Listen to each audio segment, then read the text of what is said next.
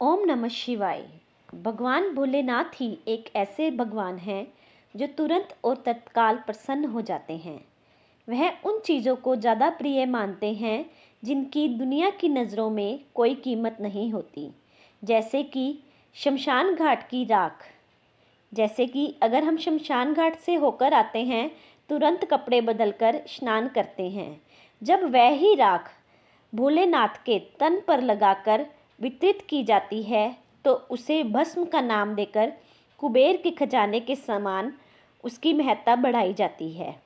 इस प्रकार आक, धतूरा, भांग भोलेनाथ को अति प्रिय हैं होने पर लोग उसे भोलेनाथ का प्रसाद मानने लगे हैं। ऐसे ही कुछ साधारण वस्तुओं में जिसे शिवलिंग पर अर्पित करने से भगवान भोलेनाथ अति प्रिय होते हैं। शिव पुराण में कहा गया है कि जल भगवान भोलेनाथ को अति प्रिय है। कहा गया है कि एक लोटा जल सभी मुश्किलों का हल। भगवान भोलेनाथ को जल शीतलता प्रदान करते हैं। दूसरे पर आता है बेलपत्र। भगवान के त्रिनेत्रों का प्रतीक है बेलपत्र। तीनों पत्तियों वाला बेलपत्र भगवान शिव को अति प्रिय है।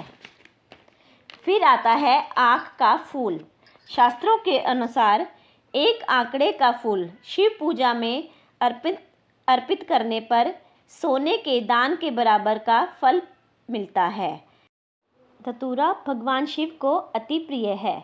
कहा गया है कि समुद्र मंथन के समय हलाहल विश्व की अग्नि को शांत करने के लिए अश्विनी कुमारों ने भांग, धतूरा और बेलपत्र से एक औषधि तैयार की थी जिससे भगवान शिव को राहत मिली थी। कहा गया है कि जो व्यक्ति भगवान शिव को धतूरा अर्पित करता है वह अहंकार रहित और अपनी मन को शांति को प्रदान करता है। भांग ध्यान केंद्रित करने में मददगार होती है। इससे हमेशा भगवान शिव परमानंद में रहते हैं। भगवान शिव कहते हैं कि जो भक्त मेरे को भांग अर्पित करता है उसके मन की सभी नकारात्मक ऊर्जाओं को नष्ट कर उसमें सकारात्मकता भरता हूँ। कपूर भगवान शिव को अति प्रिय है अथवा उनका मंत्र भी है कर्पूर गौरव करनावतारम। कहने का मतलब है कि कपूर के बाती शुद्ध और पवित्र भगवान भोलेनाथ को यह महक अति प्रिय है। कहा गया है कि कपूर शिव पूजन में अनिवार्य है।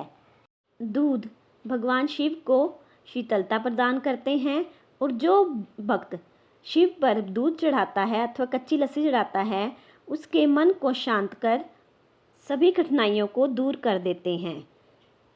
चावल अथवा अक्षत जो कि सफ़ेद रंग का होता है और उसे हमेशा साबुत ही भगवान शिव को अर्पित करना चाहिए। कहा गया है कि जो व्यक्ति अक्षत अर्पण करता है उसके ग्रस्त जीवन को सुखमय बनाता है और मन को शांत रखता है। शिव पूजा अक्षत के बिना अधूरी है। कहा गया है कि अगर कोई भी वस्तु शिव पूजा में हमें प्राप्त नहीं हो रही है तो उसकी जगह पर हम अक्षत का प्रयोग भी कर सकते हैं। चंदन का संबंध शीतलता से है।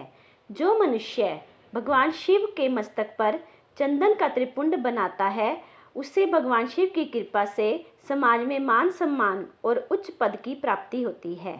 भस्म यानी शमशान की राख। इसके पीछे एक कथा प्रचलित है। कहा गया है कि जब सती माता अग्नि में भस्म हो गई थी तो भगवान भोलेनाथ ने वही भस्म को राख को अपने शरीर पर लगा लिया था और सती को अपने साथ महसूस किया था। कहा जाता है कि रुद्राक्ष भगवान शिव की आंखों से निकली एक जल की बूंद से उत्पन्न हुए हैं।